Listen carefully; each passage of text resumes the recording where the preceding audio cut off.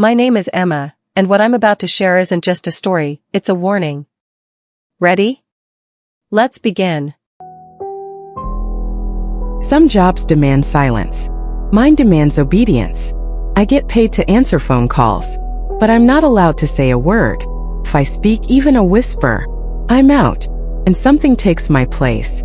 I thought it was a weird social experiment, some twisted data collection, but I was wrong. God help me, I was wrong, because those calls were paid to ignore. They're real. Let me take you back to the first time I heard the voice of someone I knew, begging me for help. The building doesn't feel wrong at first. Fluorescent lights buzz overhead. The air is chill just enough to feel sterile. But there's a hum beneath it, all like the walls are holding their breath. No one talks here. Not out loud. They just answer phones. And listen.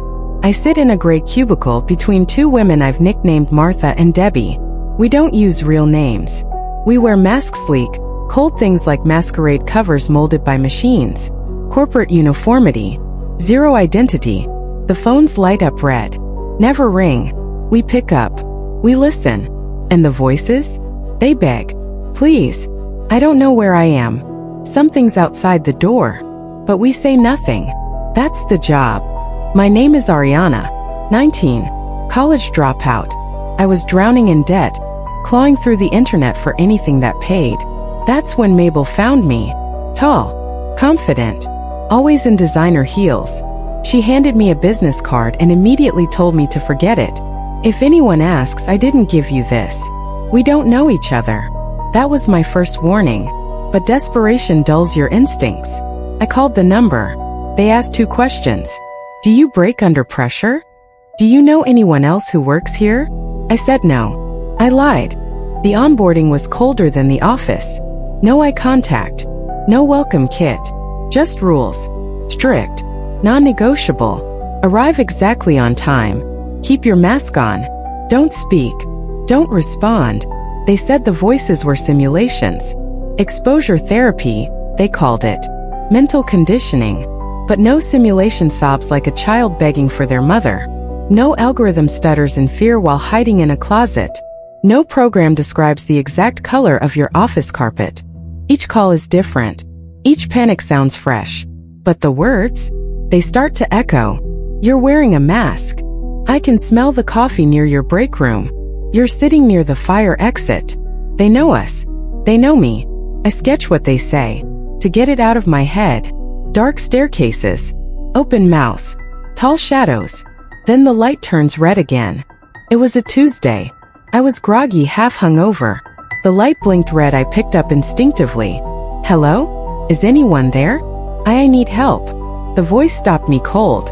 It was Mabel. I forgot the rules. Mabel. I whispered. Every mask in the room turned toward me. My stomach dropped.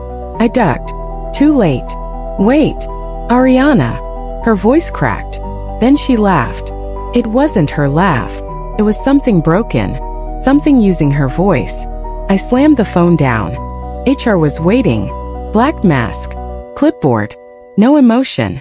You broke the rules, she said. I stammered. It was someone I knew. I thought maybe. You answered no to knowing anyone. She cut me off. Her eyes narrowed. You lied. She handed me a slip. Severance check. 1 month's pay. That was it. No explanation. Just a quiet goodbye from a machine in a woman's body. Days later, I went to collect the check. Downtown hotel. Mailbox drop. Check inside. Across the street, I saw her. Mabel. I ran closer. But her skin sagged like wax under heat. Her mouth hung open. Her eyes were black pits ringed with teeth. Her hands twisted like broken marionettes. No one reacted. No one saw her. But she was real. She took up space. She walked. She followed. And when I reached the elevator, I heard her steps on the concrete. She found me again. In my apartment lobby. I screamed for help. No one looked. Stop following me. I yelled. She didn't stop. She didn't blink. Then, chomp.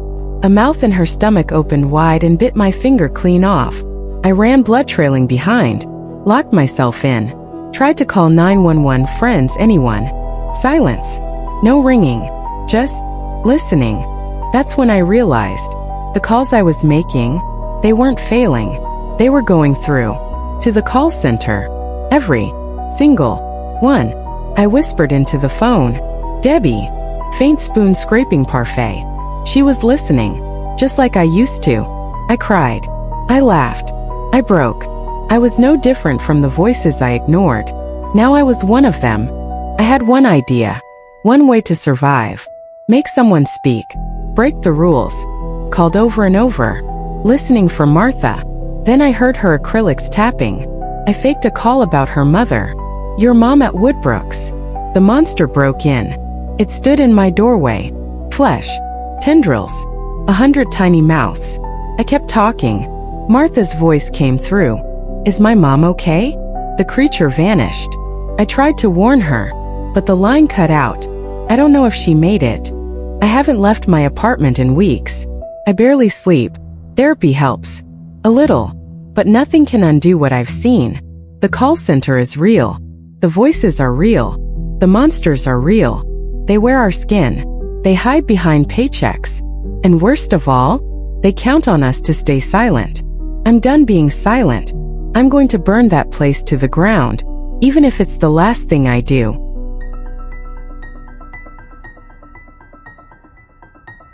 If you enjoyed the story, don't forget to like, share, and subscribe for more chilling horror tales.